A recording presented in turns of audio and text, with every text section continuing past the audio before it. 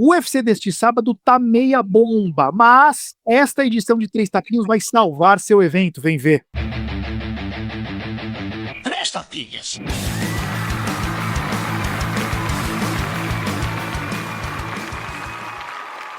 Jamal Hill vai explodir Kalion Rountree? Rafael Fiziev vai dar seu lugar no ranking para a sensação chilena? Este UFC Baku tá fraco ou eu que estou muito chato mesmo? Vamos falar sobre o futuro de Poatan, vamos falar sobre Charles do Bronx nessa edição de Três Tapinhas.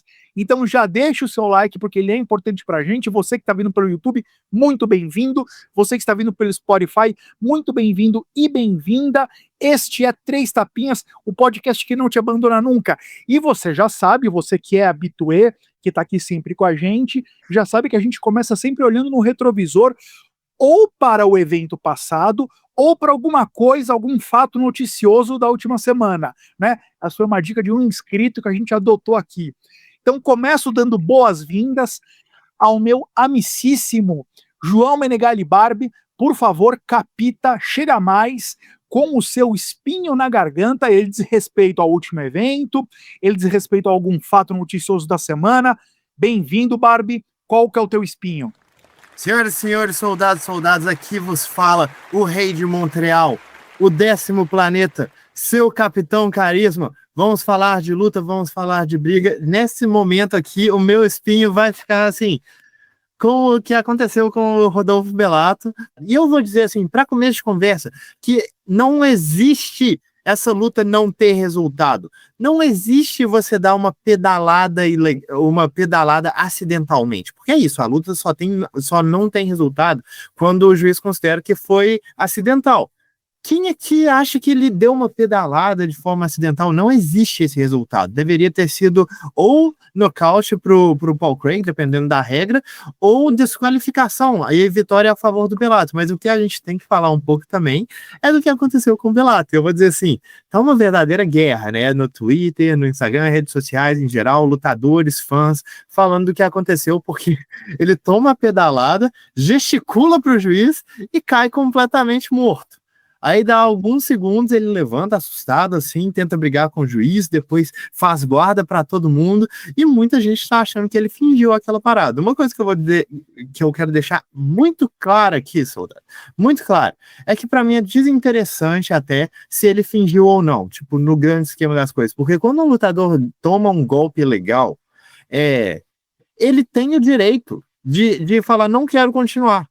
Tomei um golpe legal, não quero continuar. Ele não tem nenhuma obrigação de continuar depois de ser danificado por um golpe legal. Nenhuma. As regras são feitas dessa forma. Então, o único culpado aqui é o Paul Craig. Então, qual que é o problema? O problema é que, se aquilo foi uma encenação, aquilo ali é show para a plateia. É só pra ninguém achar, pô, o cara podia continuar lutando e não continuou. Mas eu vou dizer que, assim, assistindo o vídeo, cara, eu não sou um médico, eu não sou especialista, eu não saberia dizer como que o cérebro reage a tomar essas pancadas. Eu já vi alguns nocautes com delay, mas foi muito esquisito. Foi muito esquisito o cara gesticular pro juiz cair completamente apagado, levantar sem nem saber o que tá acontecendo, tentar brigar com toda a galera do suporte. Foi muito esquisito.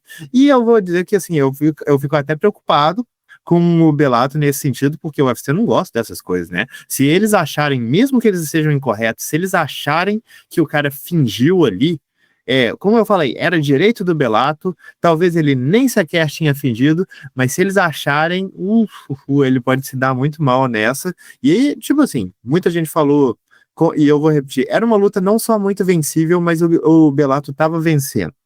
Então eu não acho que teria motivo para ele fazer isso do nada. Mas, assim, só queria comentar a respeito disso, porque a galera tá caindo em cima do Bellato e outra galera tá caindo em cima da galera que tá caindo em cima do Bellato. É uma guerra. Esse é o meu fim. Ok, desespinhadíssimo está, Barbie. Meloto, meu não menos muito amicíssimo, bem-vindo.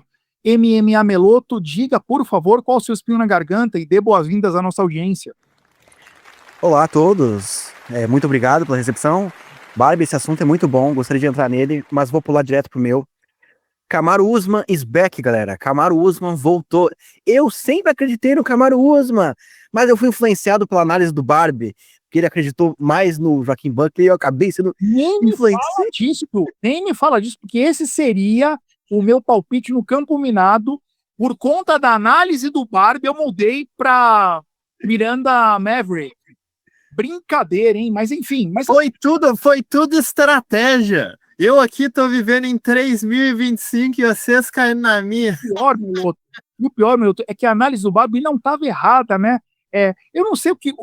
Termina o teu espinho, por favor, mas o Kamaru Usman falou ao microfone depois: parem de dar bola porque estão falando na internet sobre o meu joelho. É um bando de gente falando merda.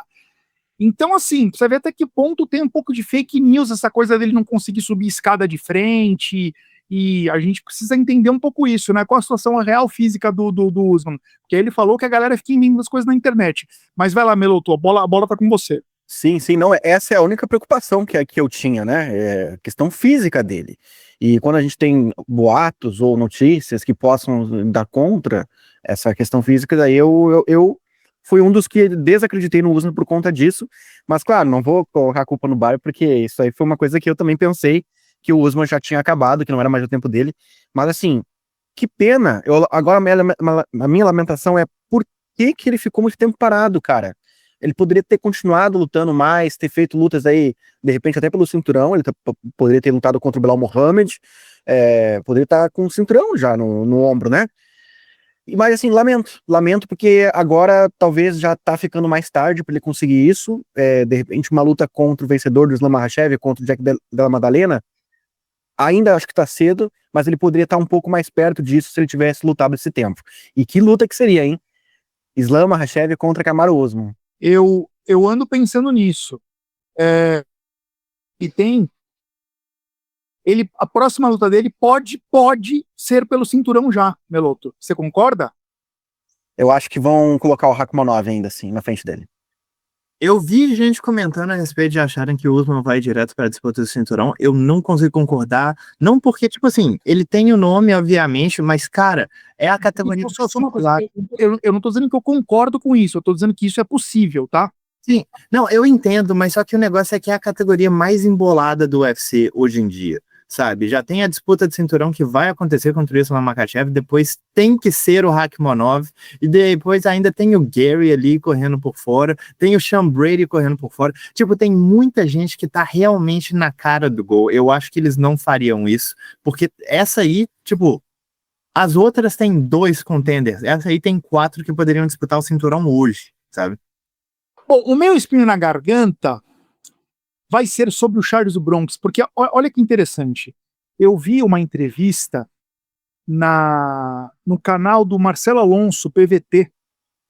Inclusive, vou deixar o link, vamos deixar, Meloto, o link aqui abaixo dessa entrevista, que o Marcelo Alonso conversa com o Diego Lima. E eu quero dizer que a minha esperança ela eclodiu.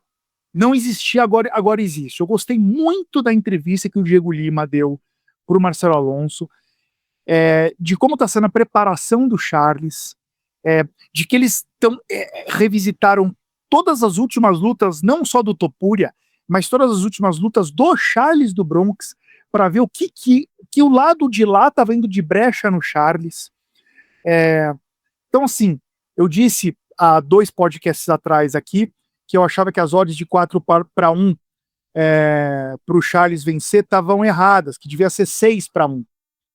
Agora eu começo a achar que 4-1 está de bom tamanho. Ainda acho o Topuria muito favorito, mas um fio de esperança, porque se trata de uma luta em que eu tenho torcida, eu gosto muito do Charles, de verdade, dessa luta eu vou torcer para ele, não acho que ele vence, mas a entrevista para o Diego Lima, para o Marcelo Alonso, do Diego Lima, me transmitiu tanta sensatez, tanta segurança, tanta consciência na direção da carreira do Charles e na preparação para essa luta. Convido realmente vocês a assistirem, que me surpreendeu.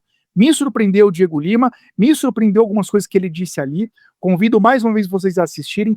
E se não existia uma chama de esperança no Charles para essa luta no meu coração, agora existe. É isso que eu tenho a dizer. Alguém quer comentar alguma coisa? Eu acho que eu concordo com você nesse sentido.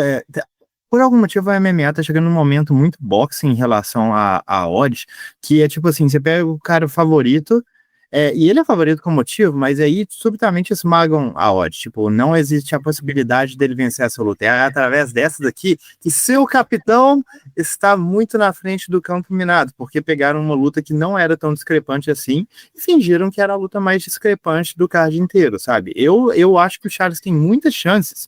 Existem muitos caminhos para ele vencer essa luta, sabe? Não acho que ele seja favorito de forma alguma. A análise dessa luta vai acontecer, eu vou explicar por quê, mas ele tem caminhos aqui, ele tem opções, ele tem um jogo muito completo e um jogo que funciona contra o Topuria. Não é como se ele fosse um boxeador, vou entrar para tocar soco com um boxeador melhor. Ele tem muitas coisas a fazer e é muito, muito satisfatório saber que o camping dele está se preparando exatamente para isso. Barbie, ouvindo você, eu fico com a sensação que você vê mais caminhos e deposita mais esperança no Charles do que eu. Eu realmente fico com essa sensação. Quando chegar o podcast dessa luta, a gente pode colocar aqui os percentuais que a gente acredita. Mas, para mim, uma coisa que estava tipo 100%, agora tem uma esperança, porque realmente, comigo, inclusive você, Meloto, e você, Barbin, assistirem essa entrevista, ficou muito legal, do Marcelo Alonso. O link tá aqui abaixo na descrição do nosso vídeo. Eu acho que existe um caminho racional ali de como dosar, trabalhar a questão da envergadura, trabalhar o jogo de solo. Eu tô com alguma esperancinha, ainda acho o Topuria extremamente favorito, mas teremos algumas semanas para falar sobre essa luta e sobre esse evento ainda.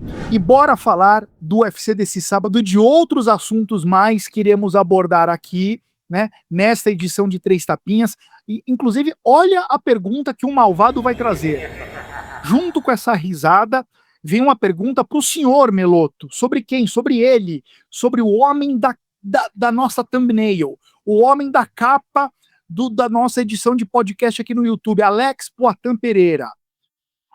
O Malvado quer saber, pergunta capciosa para o Meloto.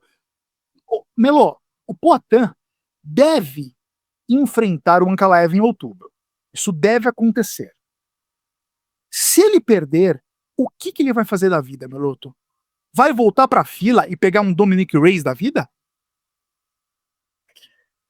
Cara, existe sim essa possibilidade, mas eu não tô muito confiante nisso, né? Se acontecer dele perder, eu imagino que ele vai buscar o cinturão da categoria de cima, dos pesos pesados, porque ele tem muito mais a ganhar tentando isso do que tentar vingar uma derrota pro Ankalaev. E a gente já tem um indício disso aí, porque historicamente ele tem agido assim. Quando ele perdeu o cinturão pro Adesanya nos pesos médios, o UFC não queria, claro, mais uma luta entre ele e o Adesanya, mas ele imediatamente já subiu de categoria, o bonde já andou. Quando ele perdeu a segunda luta, né, que ele fez no Glory lá contra o campeão, o Varitov, ele não ficou lá, ele se desencanou, foi fazer outra coisa. Então eu acho que existe, a maior possibilidade é sim, dele ir para a categoria dos pesados e tentar o cinturão da categoria de cima, porque o UFC não vai querer essa revanche contra o Ankalaev tão cedo, cara. 2 derrotas, se ele tiver pro Ankalaev, não. Acho que eles vão tentar gerar mais dinheiro com uma luta dele com o Tom Aspinall, ou talvez com o John Jones, se caso o John Jones quiser voltar a lutar. Eu acho que é o único nome, né, caso ele não lute contra o Aspinall, é o Poatan ali que vai estar livre. Ótima resposta, Melô. Ótima resposta, porque você foi buscar fundamentação na jurisprudência, né? Na história de vida do Poatan, como que ele reage a reveses. E de fato é um cara que tipo, não fica remoendo, não fica remoçando, ele olha para outro lado e segue a vida para outro caminho, né? É interessante mesmo essa lebre que você levantou. Ótima resposta. Agora, luta dura. Inclusive, aí o Malvaro tá sorrindo para você, Barbie. Ainda falando sobre Alex Poatan e sobre essa luta. Eu e o Malvado queremos saber, capitão, As chances do Poatan contra o Ankalaev nessa segunda luta, que deve acontecer em outubro, repito, na sua opinião, são maiores ou menores do que na primeira? Isso é uma argumentação difícil.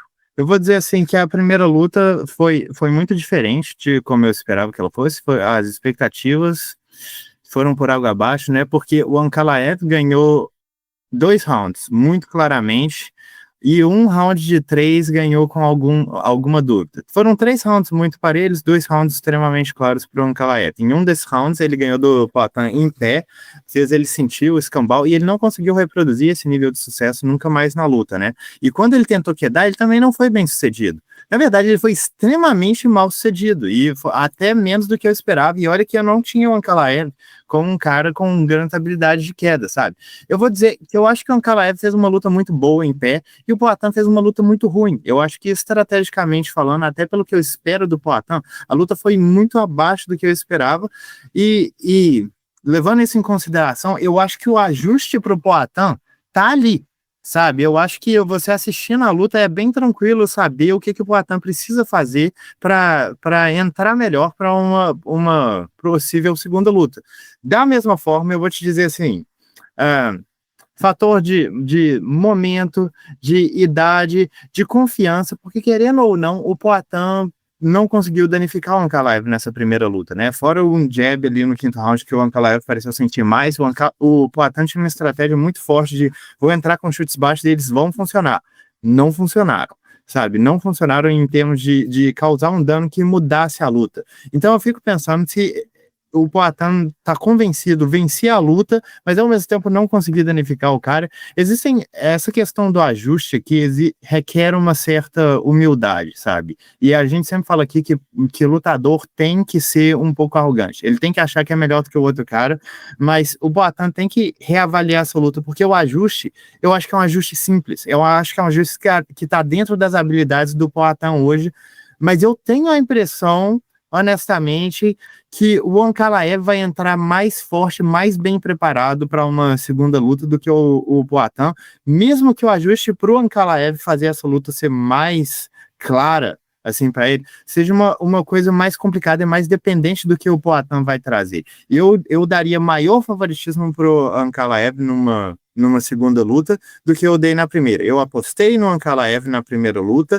apostaria nele de novo na segunda, com mais segurança. E não por uma questão técnica, eu acho que é mais por uma questão estratégica e mental mesmo.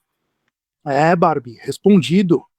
Respondido. Acho que não é exatamente a resposta que a maioria da nossa audiência gostaria de ouvir, mas respondido.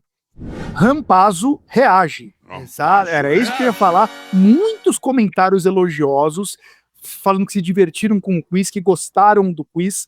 Já vou até dizer então aqui, porque quando a gente diz em público, a gente se compromete. Aí tem que cumprir. Tem aí uma edição, uma semana sem edição de UFC. Daqui logo depois do UFC 317 do Charles do Bronx, não vai ter uma edição de UFC. Nesta semana, vamos trazer o quiz de volta, então, aqui para a edição de 3 tapinhas. Está prometido. Vocês não ficarão órfãos dele. Eu prometo vir com perguntas mais leves, né? Porque eu acho que eu superestimei esses especialistas. O Meloto ainda tentou, se arriscava, errava por pouco. O resto, tudo quietinho, na maciota, jogando com o regulamento embaixo do braço, né, capitão? Pô, me pergunta de luta, pô. Me pergunta de luta, não te vi. As perguntas vão ser mais acessíveis, até para nossa audiência também conseguir acertar. Mas foi divertido mesmo. Então, obrigado a todo mundo que gostou e comentou sobre o nosso quiz 3 tapinhas. Eu escolhi um comentário, vamos a ele. Abre aspas para o Guilherme Anami, e não é um comentário sobre o quiz 3 tapinhas, esse já foi devidamente chancelado e avaliado e reconhecido por vocês. Abre aspas para o Guilherme. Sobre Amanda e Kayla, penso que estamos apostando basicamente em 2 coisas. A condição na qual a Amanda vai se apresentar e se vai ser dessa vez ou não que o corte de peso da Kayla vai dar ruim. Check. Perfeito. Na verdade, acho que a parte mais importante é a da Amanda. Por mim, se ela chegasse na mesma condição da luta contra a Irene Aldana, eu apostaria nela. Cara, eu achei teu comentário muito legal, Guilherme, e me fez pensar, refletir e concordar com você. De fato, aquela Amanda que venceu a Juliana Penha na segunda luta e que venceu a Irene Aldana na última luta da Amanda no UFC, pra mim é comida demais pra Kylie engolir. Aquela Amanda consegue controlar a Kylie e vencer aquela Harrison, na minha opinião. É aquela Amanda que vai estar de volta depois de tanto tempo parado? Eu acho difícil. Por isso que hoje o meu palpite estaria na Kayla. Mas se aquela Amanda realmente aparecer, eu fecho com você, cara. Que dá a Amanda Nunes. E deixo o Meloto e o Barbie meterem um bedelho no meu quadro, se assim quiserem. Por favor, fiquem à vontade. A gente tem, desculpa, Barbie, a gente tem um exemplo do Cerrudo, que foi ruim quando ficou um tempo parado, só que ontem a gente teve um exemplo muito bom do Kamaru Usman, né? E aí a gente começa a pensar, e aí, será que a Amanda vai pra qual lado, né? Jorge St-Pierre também passou por isso, né? Voltou muito bem contra o Bisping, né? Mas voltou. Exato, era Bisping, não era a Kayla Harrison ganharia do Michael Bisping. Mas vai lá, Barbie. Eu vou dizer que, assim, como o maior fã do Jorge St-Pierre do planeta, eu achei que ele não voltou muito bem contra o Bisping, não. Eu tenho minhas ressalvas. Mas, assim, eu concordo 1000% com esse comentário. É uma questão basicamente física, mas se as duas vierem bem, eu aposto na Amanda. Tranquilo, inclusive. Diria que é um favoritismo grande. A gente está pensando nessa questão do corte de peso afetar aquela, mas acaba que eu pensei muito nisso recentemente, porque um amigo meu estava me falando ontem. Essa decadência do Kamaru Usman, a gente estava apostando nessa decadência física, mas é uma parada que ninguém viu, né? E para aquela é meio que a mesma coisa. Eu sei que eventualmente vai cobrar, mas eu nunca vi. Pode cobrar na próxima, pode cobrar daqui a 5 lutas, eu sei lá. Mas eu acho que depende muito da forma física da Amanda e praticamente só depende da forma física da Amanda. Se ela vier bem, ela ganha. Mas eu não sei se ela vem bem. Ô, Barbie, quem é esse seu amigo aí? Qual é o nome dele? Nathan Rodrigues. E por que você fica falando mais com o Nathan Rodrigues do que comigo e com o Meloto? Eu estou em, acho que, 3 grupos diferentes. Não. É o seguinte, Nathan Rodrigues, você coloque-se no seu lugar. Você não é da primeira prateleira da vida do Barbie como eu e o Meloto somos. Tá bom? Barbie, para de falar muito com esse cara aí, cara. Conversa com a... Chama a gente no privado pra trocar ideia. Meloto, estou tendo um surto de ciúmes aqui. Também não gostei disso aí não, viu? Também não gostei, depois a gente conversa. Meus amigos, meu coração de capitão tem espaço para todos vocês. O Guilherme Anami, comentariaço, cara, todo mundo concordou com você. E que assim seja, e que a Amanda volte, de novo, né? Um raro caso em que eu tenho torcida, que a Amanda volte do jeito que parou e traga mais essa para o currículo dela e para o Brasil. Vamos seguir com o roteiro aqui, o UFC. Como é que chama o UFC, Meloto? Baku? É isso aí. Baku. O UFC Baku. Jamal Hill e Khalil Rountree. Queremos saber então que horas começa o card preliminar, Meloto, e qual a primeira luta, por favor? Bom, o card preliminar começa à 1 da tarde. Esse evento vai ser de tarde. E a primeira luta é entre o Randy Abdelwahab contra o Mohamed Usman. O irmão do Kamaru Usman tentando aí se recuperar de 2 derrotas seguidas que ele tem contra o Hamid, que tá invicto, mas é um invicto com pouca experiência, 4-0 apenas. Aqui eu acho que é uma luta de pesos pesados que pode trazer um pouco mais de entretenimento do que a gente está acostumado, o que a gente está sendo mal acostumado, né, com essa péssima safra, porque eles têm um estilo que é mais in fight, eles vão pro tudo ou nada. O Mohamed Usman até é um pouco mais wrestler, mas ele tem uma pesada e ele gosta, às vezes, quando ele é acertado, ele gosta de ir pra cima também, e eu acho que pode ser uma luta legal. Favorito é o Randy, não vi ele perder ainda, acho que ele tem um teto maior. E na sequência, Melo, temos o quê? Depois a gente vai ter o Tajiro Lambekov contra o Azat Maksum. O Tajiro ia enfrentar o Kyoshi Horiguchi, né, nessa luta, mas o japonês foi substituído pelo Azat. O Russo é o favorito, ranqueado, número 12 dos Moscas. Creio que é um lutador melhor, mais experiente, já venceu lutadores melhores. O Azat chegou no UFC não faz muito tempo. Tem um cartel bom, mas não confio tanto nele quanto no Tajiro. Para mim, o favoritismo é do Tajiro mesmo. Meloto, conta pra gente qual é a terceira luta desse card preliminar. Deixa eu só dizer uma coisa, eu vou esperar o Meloto terminar a leitura do card preliminar para dar a nota deste evento e para dizer qual nota que eu dei pro evento que acabou de passar, Usman versus Buckley, tá? Mas enquanto isso, venham deleitando-se com a patifaria que está sendo esse card preliminar deste evento. Ou eu tô sendo muito chato? Digam vocês. Segue, Meloto. Qual a terceira luta, por favor? É entre a Irina Alekseeva contra a Cláudia Segula, aqui pesos galos. Você jura por Deus que você conhecia as duas lutadoras? Sim, a Irina, por incrível que pareça, é que ela tem um apelido que chama muita atenção, que é a Honda russa. Ela chegou no UFC faz pouco tempo, né? Mas já chamou atenção por conta disso. Tem um estilo meio kamikaze, assim, ela gosta de ir pra cima, ser uma lutadora que traz entretenimento. E a Cláudia, essa não mostrou ainda nada no UFC. Essa aí eu tô curioso para saber um pouco mais sobre ela. Por enquanto, a gente não tem muito parâmetro. As duas vêm de derrota para a mesma lutadora, a Melissa Mullins, que vai lutar na luta seguinte.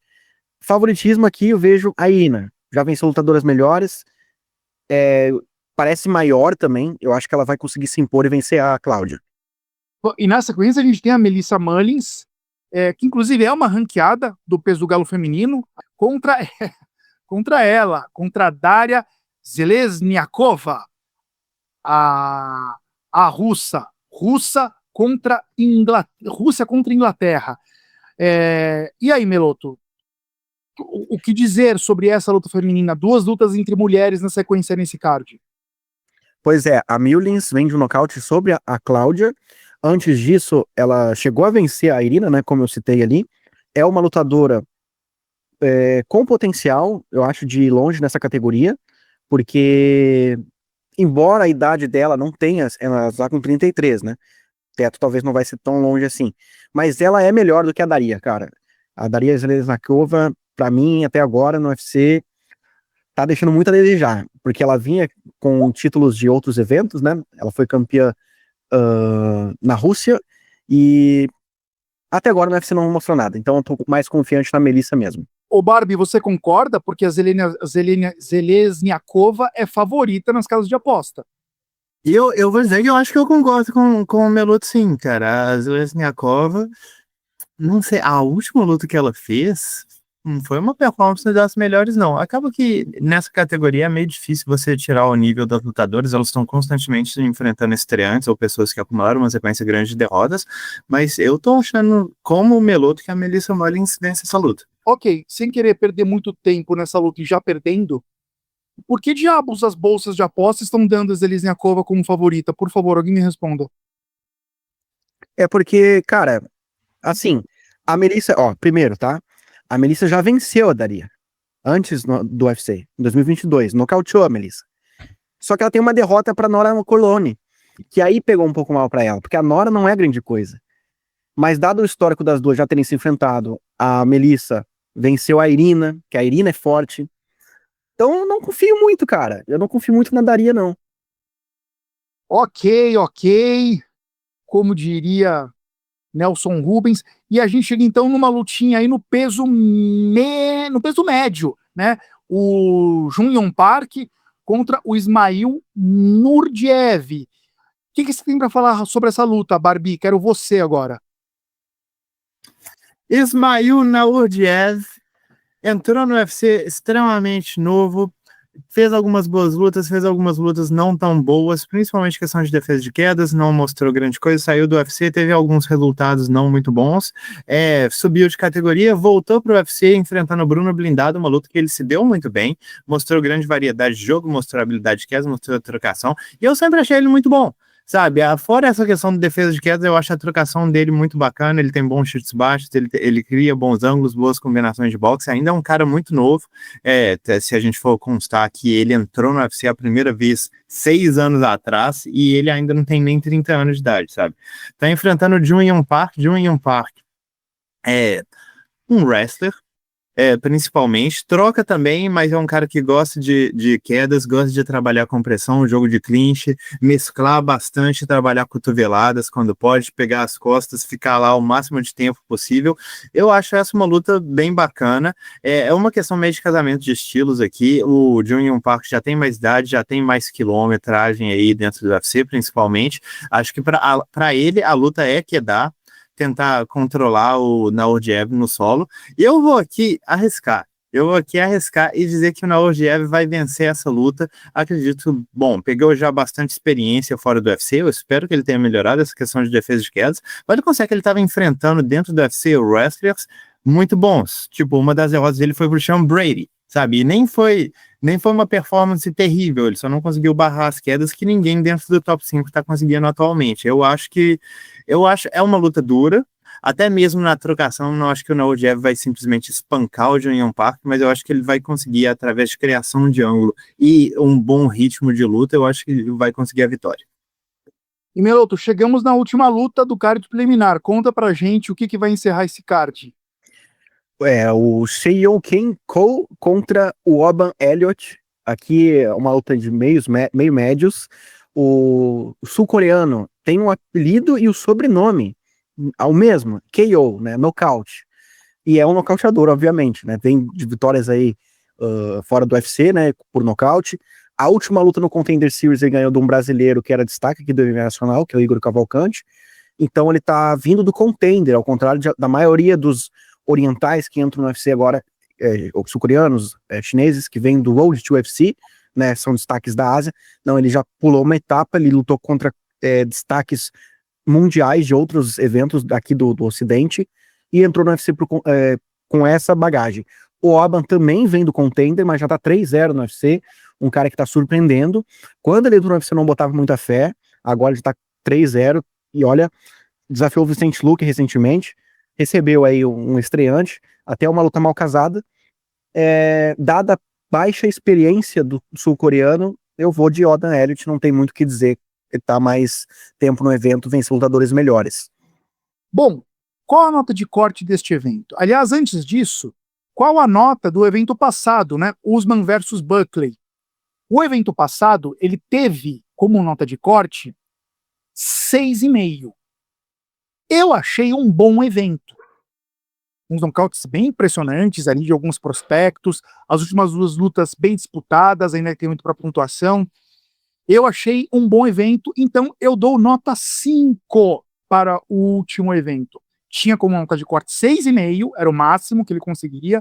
Eu dou nota 5 para o evento passado, Usman versus Buckley.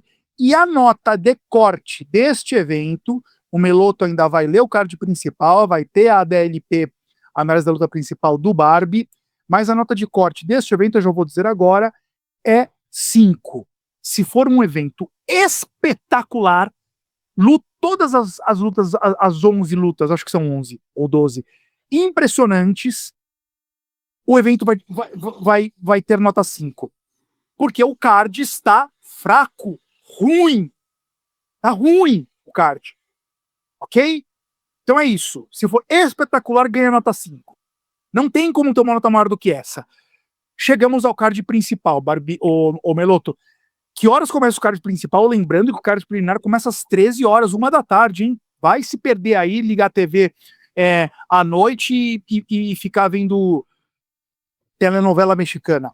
Então, que horas começa o card principal, Meloto?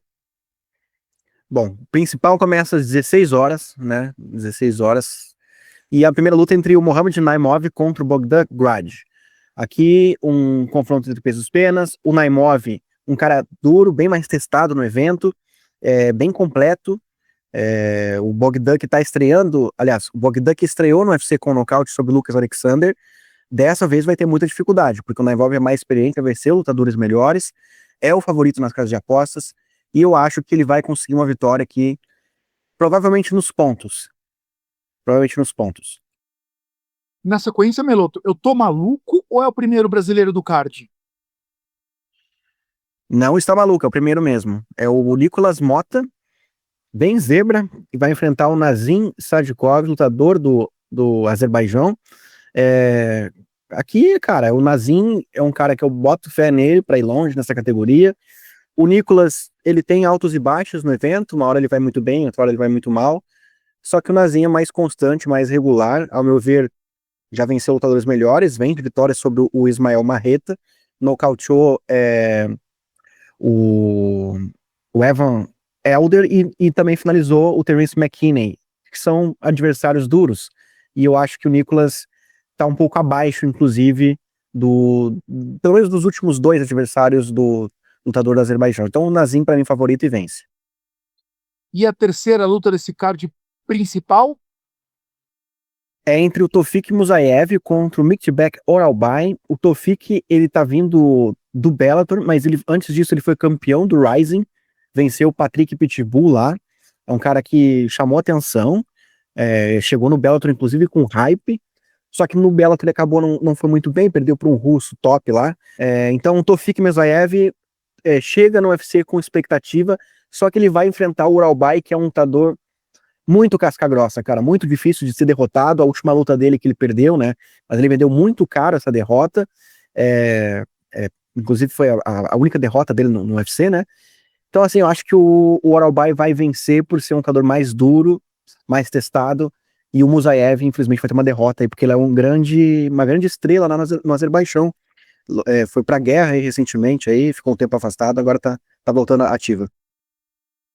E aí, Meloto, a gente tem depois uma luta, o Curtis Blades nessa luta, né? Com um leve favoritismo nas casas de aposta. Como que você imagina esse encaixe? E o que você tem a dizer pra gente sobre o adversário dele, o Rizvan Kuniev? Pois é, o Curtis bem favorito, porque, né, o cara é um top 5 mundial dos pesos pesados, disputou o cinturão interino há pouco tempo com o Espinal, e vai enfrentar um estreante, uma luta muito mal casada em termos esportivos. Mas eu acho que existe sim um perigo. O Kuniev é um lutador que se destacou em outros eventos, fora do UFC, tá numa sequência incrível de 19 lutas sem perder, né, 19 vitórias, que ele tem no contest no meio do caminho aí também. Ele chegou a vencer o Renan Problema, que foi o último adversário do Ngannou, mas foi no contest porque ele foi pego no doping, né? Então, mas assim, ele mostrou muito potencial e ele tem uma mão pesada, não é um russo que, sabe, vai lá pra lutar de forma burocrática. E eu acho que ele oferece perigo justamente por conta do queixo do Curtis Blades, que não é muito confiável. Caso de apostas, a lógica aponta o favoritismo do Blades, mas eu vou apostar no Kuniev. Eu acho que ele vai nocautear, vai encontrar o queixo do americano. Um estreante que está pegando o quinto do ranking. De fato, um casamento esquisito, né? Rapidíssimo, Barbie. Você concorda com o palpite do Meloto para essa luta? Eu não concordo, cara. Eu acho que assim, o Blades tem os problemas que a gente já viu, o Blades tendo, mas ele ainda é um dos melhores lutadores da categoria. Acho que assim, acaba sendo uma luta típica do Blades. Ele vai ou tomar uma pombada ou ele vai ganhar de alguma outra forma. O que a gente fica preocupado com o Blades é sempre questão de queixo, mas eu acho que ele tem tudo que é preciso para fazer a luta que ele faz, de colocar para baixo, trabalhar as cotoveladas e ganhar dessa forma. Ok, deixaram a batata quente para mim no palpitão no canal Contragolpe e eu não tenho resposta ainda, hein? Eu vou pensar porque eu tô em cima do muro. Eu entendo os pontos que o Meloto levantou aqui. Vou decidir nos próximos dias. Na próxima luta, Meloto, também conhecida como Common Event, a gente tem o Rafael Fiziev e o prospecto chileno Inácio Barramontes. Eu quero saber o teu palpite, mas quero te fazer uma pergunta também. O Fiziev não ia subir, descer de categoria para o peso pena? Isso foi cogitado. Eu não lembro se partiu dele ou do empresário. Eu acho que partiu dele, mas não vai acontecer, né? Não foi uma decisão tomada aí. Ele vai continuar nos leves, 3 derrotas seguidas. E assim, para mim, o meu palpite vai ficar com o Barramondes. Eu acho que ele é um cara que sabe usar a vantagem física que ele tem, o tamanho dele. O Fiziev é um cara pequeno, cara, nos leves. Contra o Justin Gaethje, isso aí pesou também, eu acho. Então eu vou de Ignacio Barramondes, vou contra, não sei se todo mundo concorda, mas acho que não, né? Mas eu vou de Barramondes, cara. Tá voando esse moleque. Ou, mesma coisa, Barbie, rapidíssimo, eu quero te ouvir. Você concorda com o palpite do Meloto ou não? Cara, eu vou dizer assim, essa é uma luta que eu tô achando bem complicada de avaliar e eu acho que eu vou concordar com o Meloto, porque, cara, o Bahamondes é encrenca, ele coloca muita pressão, ele tem um bom poder de nocaute, que é uma coisa que, assim, o Fiziev, ele aparenta bater muito pesado, mas ele não machuca as pessoas da forma que eu espero, principalmente com os chutes dele, sabe? São chutes que estalam, mas ninguém parece abalado. E o Fiziev tem problema de cardio, eu acho que com pressão ele acaba sentindo muito a partir do segundo round. Eu acho que ele vai ter uma vantagem de velocidade, vai ter uma vantagem de força aí inicialmente, mas eventualmente a pressão vai chegar até ele. Eu acho que eu tô indo de Bahamondes, sim. Quero lembrar aqui que eu e você, Barbie, a gente discordou do Meloto em 2 lutas no evento passado num palpitão, e nas 2 o Meloto estava certo, que era o Raoni Barcelos vencendo o Cody Garbrandt, a gente foi de Garbrandt, e o Meloto queria Raoni, e a Miranda Maverick vencendo a Rosna Mayunas, que o Meloto também queria a Rose, a gente quis arriscar, a gente quis ser guloso. Só por esta lembrança e por esse prospecto, Meloto, eu já vou antecipar meu voto aqui contra o Curtis Blades no Kuniev, tá? Vou dar essa moral pra você, vamos ver, vamos ver. Barbie, chegamos nela. Quem é ela, Barbie?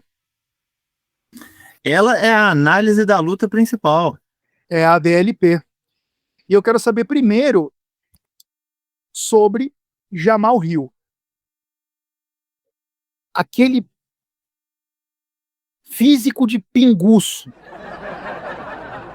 Por trás daquilo, temos um bom lutador, hein, Barbie? Você concorda comigo? Quem é o Jamal que vai entrar no octagon na luta principal desse evento? Eu concordo com você que o Jamal é um bom lutador, inclusive quando estreou no evento era um dos meus garotos, eu tava apostando nele para chegar no top 5, mas eu vou dizer assim que a minha impressão é que ele conquistou mais na carreira dele do que as limitações técnicas deveriam ter deixado, sabe? Porque é um cara que não se move muito bem, é um cara que não tem o melhor cardio do planeta, que não tem a melhor defesa de quedas do planeta, assim. Eu sei que a categoria dos meio pesados não é a melhor categoria, tecnicamente falando, mas pelo tanto que o Jamal Hill peca em termos técnicos, eu acho assim, fora do comum o que ele conseguiu na carreira, conseguiu chegar a ser campeão, sabe? Ele é canhoto, é, gosta muito de pressionar, gosta muito de uma trocação com mais volume, com mais pressão. Inclusive, na última luta dele contra o Prohaska, ele estava ganhando terreno à medida que a luta transcorria, acabou sendo nocauteado no terceiro round, principalmente pela forma que ele se expunha, tentando dar os diretos de esquerda dele, né? Entrava com uma sequência 1-2, perdia completamente o equilíbrio. E isso aqui é o motivo principal que eu acho de amarrar um lutador extremamente limitado, até mesmo na parte que ele é bom. Tipo, ele tem um ótimo olho, ele tem ótimos reflexos, ele tem uma boa envergadura, ele tem grande poder de nocaute, sabe bater, sabe? Ele sabe socar, mas o posicionamento dele tá 100% errado o tempo todo. O cara não sabe pisar, ele não sabe andar no octógono. É uma parada assim, eu vou dizer, chega a ser quase amador. É assustador o tanto que ele é ruim nesse quesito. Agora, Não lembra um pouco do Plessis? Todo errado, todo esquisito, mas as coisas acontecem? com certeza, esse tipo de coisa acontece bastante até, mas eu vou dizer que a questão do Jamal Hill é que para um cara que é quase exclusivamente boxeador, ele não saber pisar no octógono é uma coisa que me assusta, sabe? Porque o Duplessis, pelo menos, ele não entrega só uma coisa, sabe? É todo um jogo. O Jamal faz uma coisa e até nessa coisa ele tem esses problemas, por isso assim. Mas ele faz funcionar, como eu falei, muito poder de nocaute, ele tem um bom olho, ele tem bom timing, ele tem boas combinações, assim, sabe bater, sabe? É um cara que sabe bater, e vem numa sequência, obviamente não é uma sequência boa, 2 derrotas consecutivas, algumas lesões, a gente pode estar aí chegando no fim do que seria o auge do Jamal Hill nesse quesito, ainda mais considerando que ele é um cara notório por ganhar muito peso entre lutas, que é uma coisa que envelhece extremamente mal. E também essa questão de mentalidade de competidor, que a gente sempre fica pensando quando o cara começa a acumular uma sequência de derrotas, sabe? Que ele se acha melhor do que os adversários, entra lá, perde. O que isso não faz com o seu mental?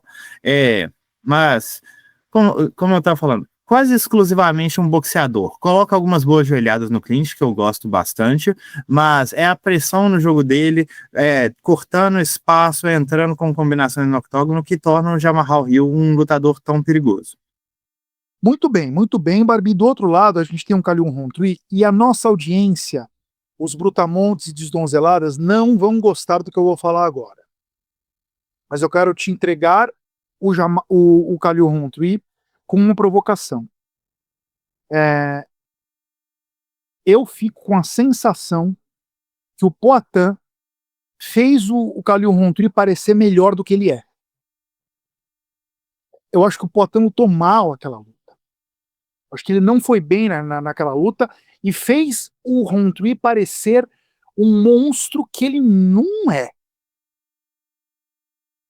Qual é o Kalion Rountree que vai entrar no octagon esse sábado, Barbie? Uma coisa tem que ser dita, eu até concordo com você em partes, mas uma coisa que tem que ser dita é que o Kaliu sempre foi um lutador absurdamente de lua, sabe? Ele sempre foi um cara que podia entrar e ganhar dos melhores lutadores do planeta e depois entrar completamente apagado na carreira dele. Tipo, ele perdeu para o Marcin Prachnio em 2021, que é um cara que, se você dá um tapa forte nele, ele apaga. E você pega um monstro igual o Kaliu, essa era uma luta de resultado óbvio que ele acabou perdendo, sabe? Depois disso foram 5 vitórias consecutivas, então é muito difícil você prever qual o Kaliu vai entrar. Ele sempre teve problemas em termos de defesa de quedas, o cardio dele é lamentável mesmo. O cara, ele não aguenta 3 rounds, inclusive é uma grande preocupação para essa luta sábado. Mas ele é um Nak Muay, um boxeador de Muay Thai, né? Extremamente talentoso, tem bons chutes baixos, tem boas defesas de chute também, ótimo poder de nocaute, ótimas combinações que ele estava fazendo contra o Poatan, pegando o timing dos chutes e trabalhando com as combinações em cima foi extremamente efetivo. Acho que a questão de trocação é a coisa mais impressionante a respeito dele. Também é um cara que gosta de cortar espaço, trabalhar ajoelhadas, trabalhar cotoveladas, e um dos nocauteadores, tipo assim, quando ele sente o cheiro de sangue, quando o oponente é abalado, sente algum golpe, o Roundtree é um dos caras mais violentos que eu já vi na história do MMA. A capacidade dele de terminar uma luta quando o oponente tá machucado é uma coisa impressionante, extremamente brutal. Também é um cara inovador nesse aspecto, né? O pisão de joelho, é o chute no corpo quando o cara cai no chão, toda essa coisa assim. A intenção dele de causar dano é uma parada bem assustadora. Eu falei aqui dessa questão das limitações dele em termos de jogo de chão, e ele é muito limitado, mas eu não acho que vai influenciar essa luta. Eu me surpreenderia muito de ver um dos dois tentando uma queda, e essa luta vai transcorrer na trocação. O que o Kaliu leva de perigo, um cara extremamente forte, super explosivo, com muito poder de nocaute, com uma boa técnica na trocação, não tem a melhor defesa do planeta, mas é um cara tão assustador nesse sentido, que muitos adversários dele se fecharam, né? Tipo assim, eu não quero socar, senão eu tô arriscando a tomar um contragolpe que vai me matar, sabe? Ele é um lutador muito impressionante, quando ele entra bem, ele tem umas performances muito assustadoras. Ok, chegamos no seu palpite, né, Barbie? Dessa vez não deu para adivinhar, mas eu quero retomar meu ponto. O Kalion Rountree está aparecendo com um bom favoritismo nas casas de aposta. Para mim, é dinheiro fácil no Jamahal Hill. Eu acho ele o melhor lutador mesmo do que o Kalion Rountree.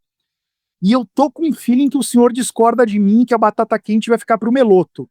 Mas eu posso estar errado. A gente...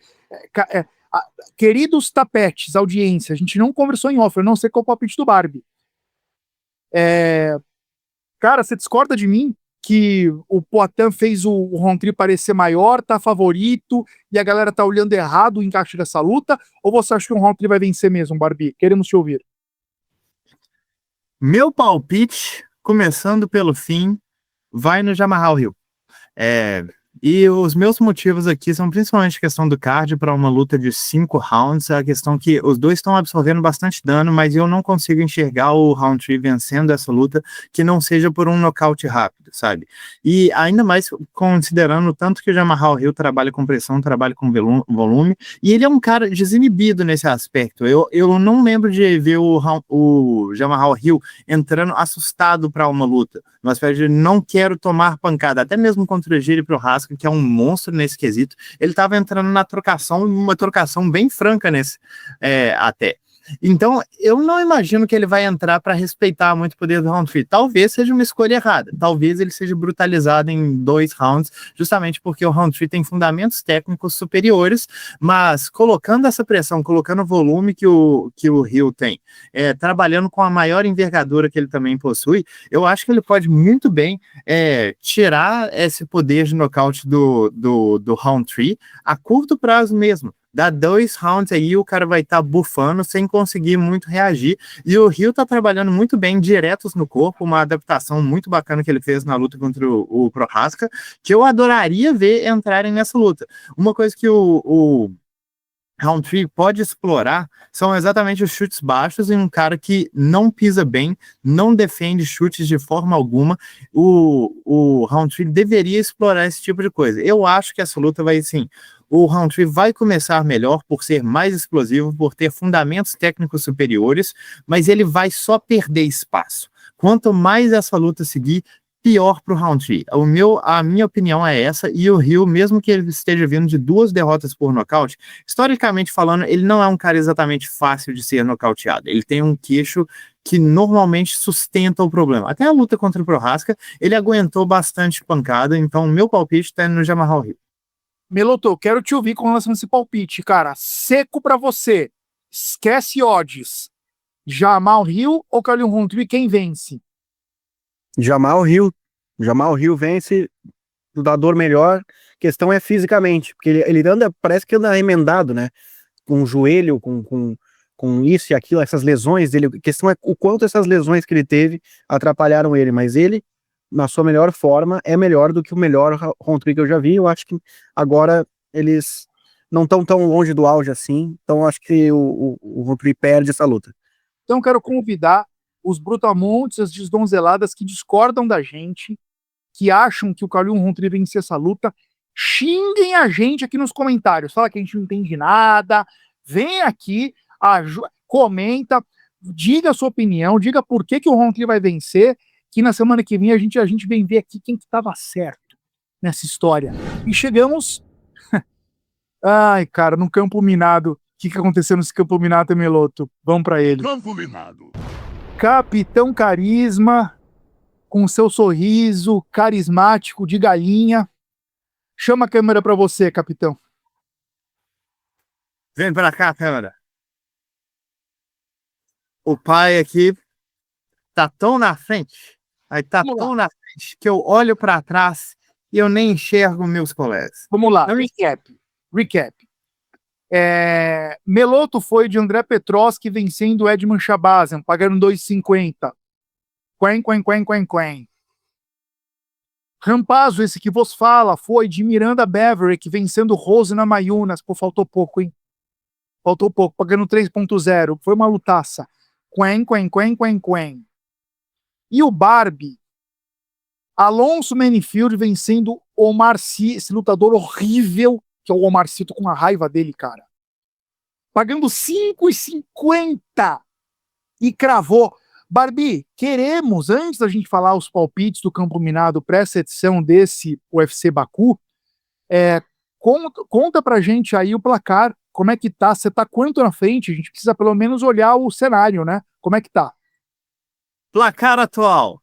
Seu Capitão Carisma, o Rei de Montreal, o 10º planeta, 6. Rampazzo, o 2º lugar, 0,61. Nicoloto, meu querido amigo, 0.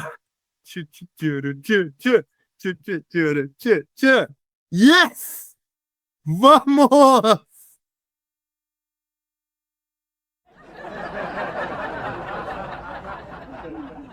Meloto, nada que uma odd esmagada não possa nos salvar futuramente. Pior que, bom, dos palpites dessa vez eu fui com a odd mais baixa. Vamos a eles. Começando por mim, eu estou indo, mantendo a minha coerência, né? Eu tagarelei isso aqui o podcast inteiro. Jamal Hill vencendo o Khalil Rountree, eu acredito nisso. Com uma odd maravilhosa. Dá até vontade de voltar a apostar. 2,30. Meloto, qual que eu tô combinado? E na sequência, Barbie, conte pra mim, por favor. O meu é no Kuniev 3.0 vencendo o Curtis Blades. Vamos lá, Kuniev. Isso aqui eu tô achando até interessante, porque normalmente a gente palpita umas coisas que a gente não acredita, mas dessa vez acho que todo mundo realmente palpitaria nas nossas apostas de canto combinado. Eu tô indo no Ismail Naordiev, vencendo o Julian Park, que tá pagando 2,63 para disparar mais na frente. Pois é, cara. Deixa eu ver aqui. A minha odd é a mais baixa, 2,30. Vamos ver o que vai acontecer. Tá interessante esse campo minado dessa vez. E a gente chegou agora na hora de embrulhar esta edição de 3 tapinhas. Um oferecimento de ninguém, não temos patrocinador. Os nossos patrocinadores são vocês, a audiência, para vocês que a gente faz isso. Olha que bonito. Tapinha de despedida, começo com você, Meloto. Vai se despedir dando tapinha nas costas ou na cara? Meu tapa vai nas costas do Raoni Barcelos, 38 anos. Para quem acha que eu só vou contra os lutadores que têm idade avançada, não, aqui tá um exemplo, confiei nele e foi lá e fez o serviço. Mostrou que o Cody Garbrandt tá mais acabado do que, olha, eu olho pro Justin Bieber, às vezes aparece algumas fotos, alguns vídeos aí dele na rua, eu penso, meu Deus do céu, esse cara aí tá largado. Eu tenho a mesma impressão com o Cody Garbrandt, parece que ele tá largado, parece que ele não treina, parece que... Enfim, a aparência dele tá esquisita, o cara não tem mais shape. Olha, tá triste o Cody Garbrandt, viu? Pra quem já viu ele vencendo o Dominic Cruz, dando aquele show, tá feia a coisa. E lembrando que você previu a demissão dele futura aí, antes do Mancha Base. Exatamente. Mas o foco é o Raoni Barcelos, cara. Que lutador que tá mostrando que a idade não é só um número, assim, né? Porque ele venceu o Peyton Talbot, um cara bem mais jovem, venceu o Cody Garbrandt agora, o que se esperava dele lá atrás, ele tá fazendo agora, então eu saúdo isso. Agora, o Cody Garbrandt venceu claramente o primeiro round, e tipo, ele perdeu porque faltou gás, cara, numa luta de 3 rounds, um lutador jovem. Cara. Eu acho que isso é sintoma de alguém que não tá valorizando a carreira. Rampaz, eu concordo 100% com vocês, tipo assim, porque o negócio a regressão técnica e física do Garbrandt é muito clara, mas antes era uma coisa de ele não tolera pancada, ele não quer mais entrar em trocação, ele não tem mais a capacidade de defender quedas, agora ele não consegue nem mais aguentar 3 rounds, sabe? O que a gente tá esperando dele? Ele vai deitar todo mundo no primeiro round ou vai perder, sabe? Eu acho realmente que a regressão dele é uma coisa absurda para um cara que só tem 30 e poucos anos. Perfeito, exatamente isso. Barbie, qual que é o teu tapinha de despedida? Cara, meu tapinha de despedida vai nas costas do Kamaru Usman e também na cara do seu próprio capitão aqui, porque o que eu subestimei ele, né? Assim, como você falou no início do programa, Rampaz, eu acho que os meus receios eram muito bem fundamentados, e eu acho que se essa luta acontecesse de novo na semana que vem, tipo, bom, não a mesma luta, mas uma coisa similar. Porque o Usman, cara, tava 1 ano e meio sem lutar, 2 anos sem bater o peso da categoria, quase 4 anos sem vencer, um dos caras com, tipo assim, eu sei que falaram essa questão de quanto de fake news tem a respeito das cirurgias no joelho do Usman, mas tudo que eu falo vem da boca do Usman, sabe? Eu não vou para site de fofoca, é coisa dele falar mesmo. Mas a questão não é nem essa, né? Que o cara tem 38 anos de idade, de qualquer forma, se ele tivesse os joelhos perfeitos, ainda assim, com todas as condições que ele estava vindo para a luta, a aposta não poderia ter sido nele, sabe? E ainda assim, ele foi lá, mostrou, deu aula, cara. Eu diria que ele deu aula mesmo. Pegou um top 7, jogou para todo lado. Uma outra coisa que eu diria é que deram o prêmio de luta da noite para essa luta de Joaquim Buckley contra Kamaru Usman. Achei uma aberração. não deveria ter recebido esse prêmio. Eu nem achei que foi uma luta tão interessante assim, mas o que eles deveriam ter feito é dado o prêmio de performance da noite pro Usman. Beleza, não nocauteou, mas a performance dele foi incrível, cara. A performance dele foi completamente fora da realidade. Vocês têm que me entender, soldados, que quando a gente fala de performance, a gente não pode só estar falando de um nocaute bonito, a gente tem que estar falando do cara que surpreendeu todo mundo. Eles deram o prêmio de performance da noite pro Wellmaker. Beleza, que foi o nocaute mais lindo, mais brutal que aconteceu, mas ele tava pegando um cara que era azarão de 12-1. 12-1. Ele tinha que ter feito isso. Se você vai casar esse tipo de luta, que tem essa disparidade técnica e física para premiar o cara que ganha, pô, isso me parece meio palhaçada. Você tá tirando o prêmio dos caras que estão essencialmente pegando lutas duras, porque é mais difícil nocautear o Joaquim Buckley do que é nocautear o Chris Moutinho. Aí você não quer dar 50 mil, assim, pro cara que fez a parada mais difícil? Eu não concordo muito com essas paradas, não. Eu acho que o Usman merecia, inclusive, mais flores. Eu subestimei, inclusive estava falando a questão da mentalidade do Usman. O Usman mostrou que ele ainda acredita que ele vai chegar no topo. Eu concordo com ele? Não. Mas a confiança dele, cara, tem que ser aplaudida. Um tapa nas costas do Usman. Bom, o meu tapinha de despedida vai nas costas. Arregou. Pois é, arreguei. Do Ilia Topuria. Entendam o meu argumento. Não joguem pedras antes de eu terminar de explicar. Por ter falado que vai explodir o queixo do Charles do Bronx. Rampazzo, seu odiador de brasileiros, seu anti-Pacheco, você tá feliz que ele vai explodir? Não, calma, não. Por que o tapa nas costas por contra essa declaração? Ele tá ajudando a gerar engajamento para essa luta. Ele tá ajudando a deixar as pessoas com raiva dele. Não vai explodir o queixo do Charlinho. Ou para quem tá torcendo, é isso aí, caramba, pô, o cara que tem confiança, que tem a mão pesada. Ele tá trazendo atração pra luta. E eu acho isso importante porque o Charles do Bronx é muito low profile. É o jeito dele. Não chega nem a ser uma crítica. É o jeito dele. Ele, pelo menos, não faz uma coisa que fica tosco, que é o lutador que tem isso e força uma coisa que não é. O Charlinho, ele é autêntico. Só que ele não vende luta. Então você tem do outro lado alguém mais vocal e que trouxe essa notícia, vou explodir o queixo do Charles, e ele vem explodindo queixos, né? Explodiu do Volkanovski, explodiu do Max Holloway.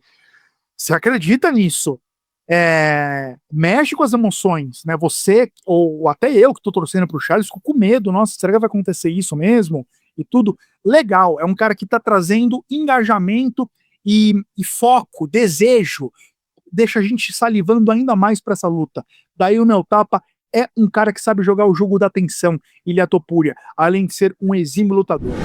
Melotíssimo, Barboloto. Estamos encerrando essa edição 3 Tapinhas, então não deixem de assistir, compartilhe este vídeo, mande para alguém, você que chegou até o fim, faça isso por favor, deixa a gente chegar na meta.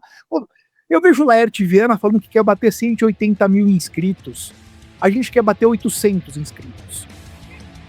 800! Compartilhe esse vídeo, por favor, somos pequenos, mas somos o melhor podcast de MMA do YouTube brasileiro. 3 Tapinhas, tamo junto. 3 Tapinhas.